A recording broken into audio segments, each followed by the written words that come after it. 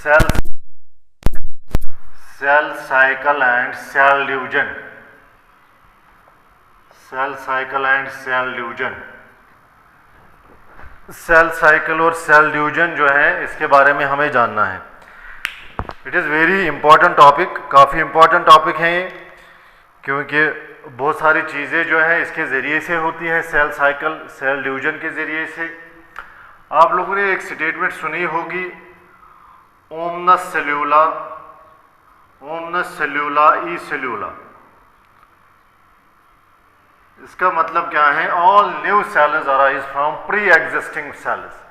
All new cells arise from pre existing cells. सारी जो नई सेल्स बनती हैं वो किन से बनती हैं? प्री एग्जिस्टिंग सेल्स से बनती हैं।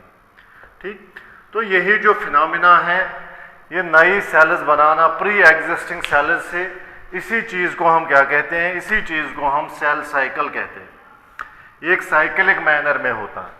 ये कोई सेल है, चाहे सपोज ह्यूमन सेल है कोई, इसके अंदर 46 क्रोमोसोम्स होते हैं न्यूक्लियस के अंदर, हमें ये पता है।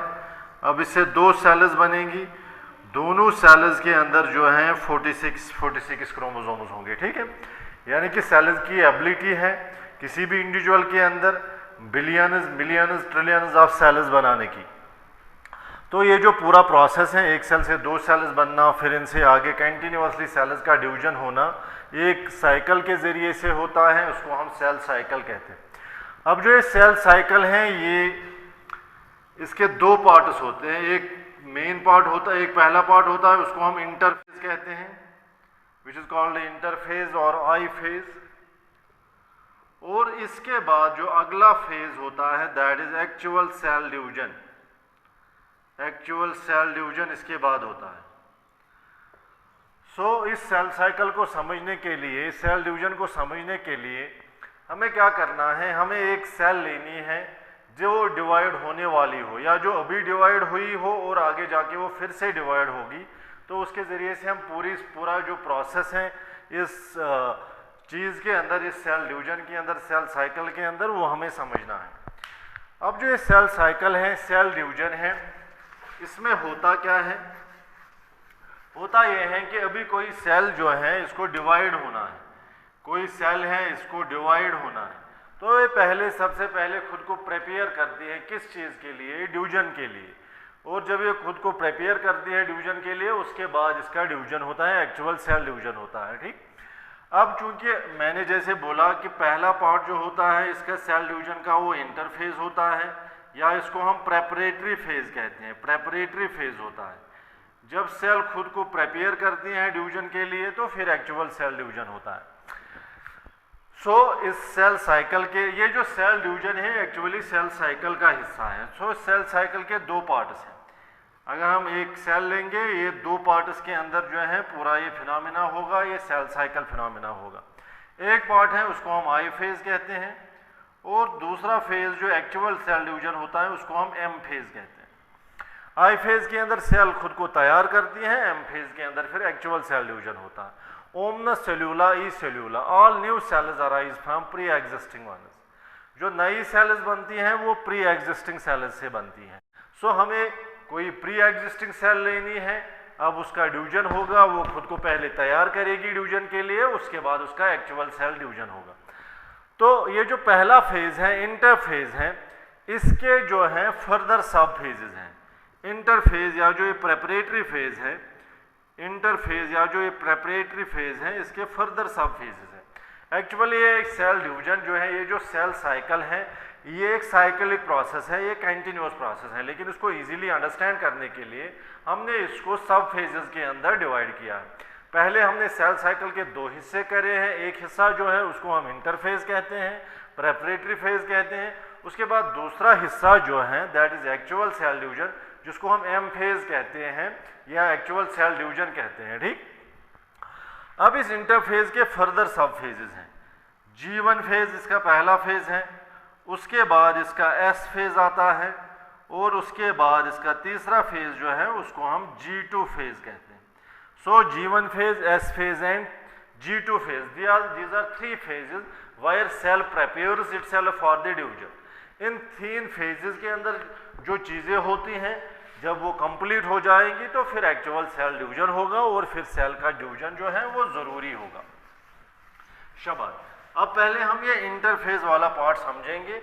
अच्छा, इंटरफेज जो है जैसे मैंने यहाँ पे बोला, इंटरफेज के 3 फेजेस होते हैं, G1 होता है, फिर S होता है और फिर G2 फेज होता है। अगर हम पहले बात करेंगे G1 फेज की, G1 फेज जो है इसको हम पोस्ट माइटोटिक फेज कहते हैं। बड़ा ख्याल यहाँ पे रखना है, post mitotic phase, it is also called post mitotic phase. आप ये कहोगे सर अभी तो माइटोसिस ही नहीं स्टार्ट, अभी तो इंटरफेज के अंदर ही है सेल, तो इसको हम पोस्ट माइटोटिक फेज क्यों कहते हैं? ये बड़ा ख्याल रखना है, क्योंकि जब भी हम सेल साइकिल स्टडी करते हैं, जब भी हम सेल को देखते हैं कि इसको डिवाइड होना है, तो हम कौन सी सेल लेते हैं? हम वो सेल लेते हैं जो अभी अभी बनी है। ये एक सेल है, इससे 2 नई सेल्स बनी हैं जो अभी अभी बनी है। अब जो अभी अभी सेल बनी है हमें इसी पे नज़र रखनी है और इसी को देखना है कि ये कैसे पूरा अपना ये सेल साइकिल जो है कंप्लीट करेगी। ऑब्वियसली जब सेल अभी अभी नई बनी है तो वो G1 फेज के अंदर एंटर होगी। जब ये G1 फेज के अंदर एंटर होगी उसका मतलब ये है कि इसका सेल डिवीजन जो है अभी अभी कंप्लीट हुआ है, इसका माइटोसिस जो है वो अभी अभी कंप्लीट हुआ है, that is why it is called post mitotic phase. तो अब इस G1 फेज के अंदर होता क्या है? इस G1 फेज के अंदर क्या होता है, सेल जो है खुद को ग्रो करती हैं, ग्रोथ होती है सेल की। इसके अंदर रफ मटीरियल तैयार होता है, रफ मटीरियल जो है हम कह सकते हैं एक्यूमुलेट होता है। रफ मटीरियल एक्यूमुलेट होता है किस चीज़ के लिए? मेनली डीएनए सिंथेसिस के लिए, क्योंकि आगे जाके जो है डीएनए सिंथेसिस करनी है, उसके लिए रफ मटीरियल जो है एक्यूमुलेट होता है। डीएनए सिंथेसिस के लिए रॉ मटेरियल क्या होगा? ऑब्वियसली न्यूक्लियोटाइड्स एटसेट्रा, न्यूक्लियोटाइड्स वगैरह, क्योंकि या वो एंजाइम्स बनेंगे जो इम्पॉर्टेंट होते हैं किस चीज़ के लिए?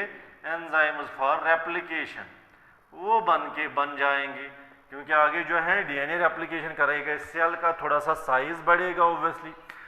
सो ये चीज़ें जो है ये मेनली न्यूक्लियस के अंदर हो रही होती हैं एंड साइटोप्लाज्म के अंदर भी मटेरियल्स का बनता है, सेल का साइज थोड़ा सा बढ़ता है, ठीक। लेकिन अगर हम कोई सेल लेंगे जो डिफरेंशिएटेड होगी, जो कोई पर्टिकुलर फंक्शन करती होगी, जिसको डिवाइड नहीं होना है, वो इस G1 फेज के अंदर जैसे ही एंटर होगी, G1 फेज के अंदर एंटर हुई तो वो क्या करेगी? थोड़ा सा ग्रोथ होगा सेल का और उसके अंदर जो है स्टॉप हो जाएगा किसी चीज़ का बनना, एक्यूमुलेट होना सेल डिवीजन के लिए। तो वो जो स्टॉप हो जाएगा तो उस सेल को हम कहते हैं वो G0 फेज के अंदर एंटर हुई, या इसको हम क्वाइसेंट स्टेज कहते हैं। The cell is now in quiescent stage, that means all the cells which are differentiated, which are performing different special functions are in G0 phase. Okay, तब तक वो G0 फेज तक ही रहेंगे। अगर उनको फिर से डिवाइड होना है या अगर उन्होंने completely power of division loss करा है तो बिल्कुल अपने लाइफ टाइम तक किसके अंदर रहेंगी? G0 फेज के अंदर ही रहेंगी। लेकिन यहाँ पे हमें जो है सेल साइकिल पढ़ना है, तो जब सेल साइकिल का कंप्लीशन तभी होगा, सेल डिवीजन तभी होगा जब ये बाकी फेजेस भी कंप्लीट होंगी। अब G1 के अंदर ये सारी चीज़ें हुई, ग्रोथ हुआ, रॉ मटेरियल का एक्यूमुलेट हुआ, डीएनए सिंथेसिस हुआ, न्यूक्लियोटाइड्स वगैरह, एंजाइम्स फॉर एप्लीकेशन, ये सारी चीज़ें बनी। अब इसके बाद जो है एक्चुअल इम्पॉर्टेंट, काफ़ी इम्पॉर्टेंट फेज जो आता है that is S phase, that is S phase, और सिंथेटिक फेज भी हम इसको कहते हैं। It is called S phase और सिंथेटिक फेज। इस एस फेज के अंदर होता क्या है? सिंथेटिक फेज के अंदर क्या होता है? डीएनए रेप्लिकेशन, जो सबसे इंपॉर्टेंट इवेंट है सेल डिवीजन के अंदर, वो है डीएनए रेप्लिकेशन। डीएनए का रेप्लिकेशन जो है इसी एस फेज के अंदर होता है, या जिसको हम सिंथेटिक फेज कहते हैं। आप लोगों को पता है, अगर हम ह्यूमन्स की ही बात करेंगे, हमारे अंदर जो है 46 क्रोमोसोम्स होते हैं, 23 पेयर्स होती है, तो हर कोई क्रोमोसोम के अंदर डीएनए एक बार होता है। लेकिन जब तक ये एस फेज कंप्लीट होता है, यानी कि जब सेल को डिवाइड होना है, तो ये एस फेज के अंदर होगा क्या? हर किसी इस क्रोमोसोम के अंदर डीएनए का डुप्लीकेशन होगा। क्रोमोसोम नंबर वही रहेगा 46 ही, 2n ही रहेगा, 2n ही रहेगा, यानी कि 46, 23 है n, और डीएनए जो होता है एस फेज से पहले वो भी 2n ही होता है, 46 ही होता है। लेकिन आफ्टर एस फेज क्या होगा, आफ्टर एस फेज 2n ही रहेगा, क्रोमोसोम नंबर जो है वो 2n ही रहेगा, 46 ही रहेगा, लेकिन डीएनए कंटेंट जो है अब डबल हुआ होगा। डीएनए कंटेंट जो है वो 4n बना हुआ होगा, ठीक है। डीएनए कंटेंट, क्योंकि हर किसी क्रोमोसोम के अंदर, हर किसी क्रोमेटिड थ्रेड के अंदर अब डीएनए जो है वो दो बार है, क्योंकि एस फेज के अंदर क्या होता है, डीएनए का रेप्लिकेशन होता है। डीएनए एक सेल्फ रेप्लिकेटिंग मॉलिक्यूल है और किसी भी सेल के अंदर वो रेप्लिकेशन ऑफ डीएनए कब होता है, वो एस फेज के अंदर होता है। इसलिए यहाँ से पहले जो ये क्रोमोसोम्स होते हैं हम कह सकते हैं कि वो मोनोएड के फॉर्म में होते हैं, मोनोएड के फॉर्म में होते हैं, लेकिन यहाँ पे जो है ये डायड फॉर्म में होते हैं। इसके बाद after S phase they are in dyad form. Okay, अब जो एस फेज हुआ, डीएनए रेप्लिकेशन हुई, फिर फाइनली जो है, जो मैंने लास्ट वाला फेज बोला था G2 फेज, G2 फेज इसको हम कहते हैं प्री माइटोटिक फेज भी। अब तो सेल तैयार हो रही हैं किस चीज के लिए, सेल डिवीजन के लिए। अब ये जो है लास्ट वाला फेज है मियोसिस से पहले, that is why it is called pre mitotic phase. इस G2 फेज के अंदर क्या होगा, सेल का ग्रोथ होगा, फर्दर एनर्जी का सिंथेसिस होगा, मेनली एनर्जी सिंथेसिस, बहुत ज़्यादा एनर्जी जो है वो बनता है, एटीपी वगैरह बन के रहता है। ओके, तो ये सारी चीज़ें जो है ग्रोथ होती हैं फर्दर सेल की, या अगर कोई मॉलिक्यूल अभी ऐसा है जो रह गया हो, जो ना बना हुआ हो अभी एस फेज के अंदर, वो इसके अंदर बनता है। यहाँ पे चूंकि सेंट्रियोलस का डुप्लीकेशन भी होता है, सेंट्रियोलस डुप्लीकेशन, और सेल ऑर्गेनली जो है इनका डुप्लीकेशन भी होता है एस फेज के अंदर। तो ये पूरा जो ये इंटरफेज है, G1 फेज, एस फेज और G2 फेज के अंदर डिवाइडेड है। और इसी फेज के अंदर, इसी इंटरफेज के अंदर जो एक्चुअली अगर हम कहते हैं, इसको हम पहले रेस्टिंग फेज कहा करते थे, क्योंकि एज सच लगता था कि ये वाला फेज जो है इसके अंदर सेल कुछ नहीं करती हैं, बट इट इज इसके कंट्राडिक्टरी है ये। इसमें सेल जो है सबसे ज़्यादा एक्टिव होती हैं। सेल डिवीजन तो इसकी कंप्लीशन के बाद होता है, लेकिन सेल डिवीजन के लिए जो चीज़ें इंपॉर्टेंट होती हैं वो सारी चीज़ें जो है इसी इंटरफेज के अंदर होती हैं, जो डिवाइडेड है 3 सब फेजेस के अंदर, G1 फेज, एस फेज और G2 फेज के अंदर। होप आप लोगों ने अंडरस्टैंड करा होगा। जब ये इंटरफेज कंप्लीट होगा तो फिर एक्चुअल सेल डिवीजन होगा।